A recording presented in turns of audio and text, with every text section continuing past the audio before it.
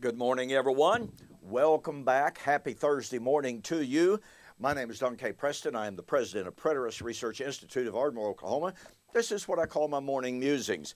Doing some good reading this morning. Fascinating book, Resurrection of the Dead in Early Judaism, 200 BCE to CE 200. Lots of challenging stuff in there. Lots of great insights. Lots of stuff that kind of challenges traditional views, to be honest about it. Anyway, we have been examining Jesus' language in Matthew chapter 24, 29 and following, where he said, immediately after the tribulation of those days. Now let's remind ourselves again, okay, one more time. The tribulation would come as a direct result of the setting up of the abomination of desolation spoken of by Daniel. Pardon me. Okay, the abomination would be set up in Judea in the first century because the apostles would witness it. And the inhabitants of Judea in the first century would flee from it. Well, the Great Tribulation would be the direct result of that first century abomination. The kicker to this is Jesus said that his parousia, his coming on the clouds of heaven with power and great glory, would be immediately after. It's completely inseparably connected to the Great Tribulation, which was tied to Judea of the first century generation. Well, we've been examining this language that Jesus said, the powers of the heavens shall be shaken. That was an indication that what Jesus was talking about had to do with the unseen realm. That's verified when he says that that judgment, that coming, if you please, was to be Sinai-fied by the visible judgment on Jerusalem. The physical pointed to the spiritual. The physical reality of the fall of Jerusalem pointed to the fact that Christ was enthroned as King of Kings and Lord of Lords. Now, let's go to the book of Revelation to drive this home. And boy, there's so much that we could point to here in Revelation, but I want to focus on two chapters. In Revelation chapter 11, we have the judgment of the city that had killed the prophets. I wonder who that might be, what city that might be. Jesus said, Luke chapter 11, it's not possible that a prophet perish outside of Jerusalem. Luke 13, excuse me. Stephen even pointed the finger at the Jewish authorities in Acts 6 and 7. Which of the prophets have you not slain? Okay, so we have the city that has killed the prophets. They killed the two witnesses. It's the city, quote, where their Lord was crucified. Let's face it, folks. That was not literal Babylon in Iraq. It wasn't New York. It wasn't Russia. It was nowhere else. It wasn't Rome. It was one city only. And that was Old Covenant Jerusalem. At the fall of this city, notice the language of Revelation 11:15. Then the seventh angel sounded. This is the seventh trumpet, which is the last trumpet, which is the time of the resurrection. This happens at the fall of the city where the Lord was crucified. Then the seventh angel sounded, and there were loud voices in heaven saying, watch this, the kingdoms of this world have become the kingdoms of our God and of his Christ. He shall rule forever and ever. Okay.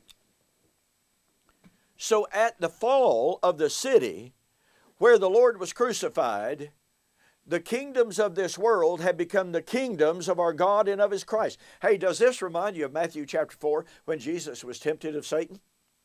Satan took him up on the great mountain, showed him all the kingdoms of the world in a moment, in an instant, and said, if you'll just bow down and worship me, I'll give you all these kingdoms.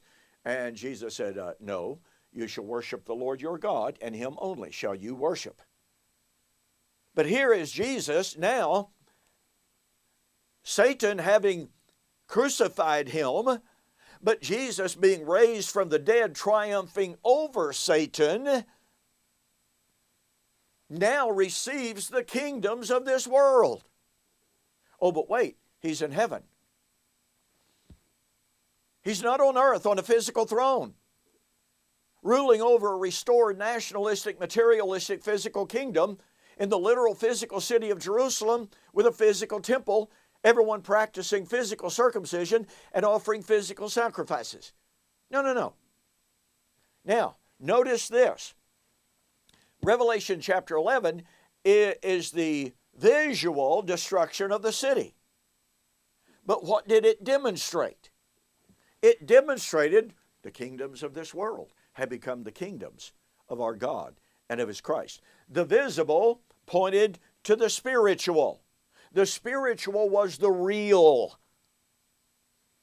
It was, may I use the term, the concrete. The visible, the physical, was the temporary. It was the external. But it pointed to the greater reality. Now notice this. Revelation chapter 11:15, the kingdoms of this world have become the kingdoms of our God and of His Christ. What did Jesus say about the coming of the kingdom in Luke chapter 17, 20 and 21? The Pharisees believed that the kingdom was about to come. And Jesus said, the kingdom of God does not come with observation.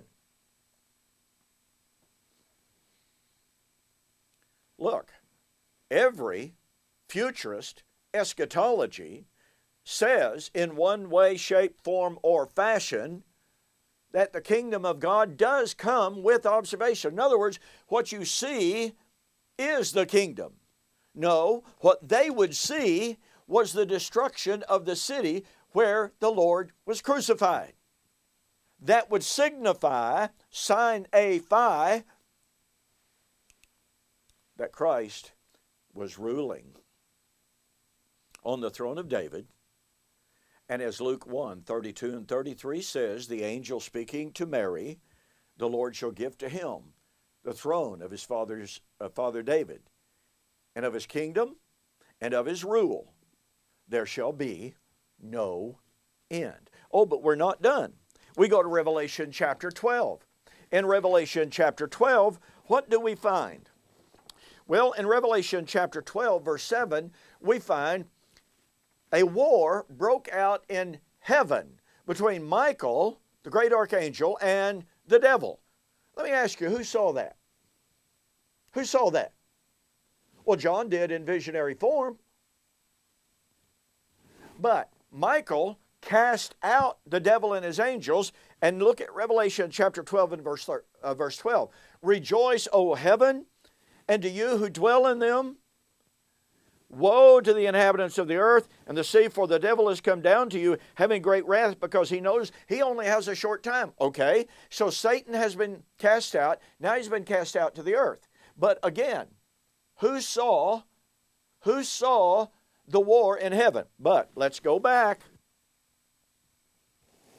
Verse 10, at the casting out of Satan from heaven, the great loud voice said, I heard of a loud voice saying, in heaven, now salvation and strength and the kingdom of our God and the power of His Christ have come, for the accuser of our brethren who accused them before our God day and night has been cast out. Who saw Satan cast out? Now look, what was taking place on earth was persecution against the saints. But that mirrored, as it were, what was taking place in the heaven. And thus, once again, we have tremendous confirmation of the nature of the coming of the Lord of Matthew 24, 29 and following. It was not the coming of the kingdom, the coming of the Lord was not to be an optical event in regards to Jesus in a 5'5" Jewish man body riding on a cumulus cloud coming out of heaven to destroy literal physical heaven and earth. He was coming in the air, the unseen realm, to consummate the victory initiated through the cross. Colossians chapter 2, 15 and following. He triumphed over the principalities and the powers, triumphing over them, making a public show of them in the cross. The visible manifestation signified the greater spiritual reality. Hey, thanks so much for joining me for this morning's morning musings. Don't forget, tomorrow I will continue my review and refutation of Lance Conley's book, Hope Resurrected. You know, you need to know this. Initially, Mr. Conley said, words of eminence, and specifically the word mellow, can and does mean imminent when used in non-eschatological context. Well, when I've shown that it can and does mean imminent in even eschatological context, Mr. Conley changed his tune. I have it copied and pasted where he said, yes, mellow can even be applied imminently in eschatological text, but not always. Well, guess what? Mellow only has to mean imminent, truly imminent, at hand, quickly, shortly, and near, in one truly eschatological text for the entirety of Mr. Conley's book to be falsified. But what we have here is Mr. Conley flip-flopping. Mellow and time statements do not mean imminent when used with eschatological passages, but then he flip-flopped and said, well, yeah, sometimes they do. Oh, but we're not through with Mr. Conley's flip-flopping. In his book, on page 76 and 77, he says that Matthew 16:27 foretold the second coming, citing Matthew Henry, page 77. However, on Facebook, Mr. Conley denied that Matthew 16:27 is the second coming. Mr. Conley he continually contradicts himself. And all you have to do is read the book to know how badly he contradicts himself. Worst of all, he contradicts the Bible overtly, 180 out. Now, this concludes any reference, well, I'm sure there'll be more, to time statements, but I'm going to begin examining his chapter on the election. Mr. Conley claims that the doctrine of the election is the death knell of full preterism. I believe Mr. Conley is mistaken, so we'll begin discussing that on the flip side. See you there.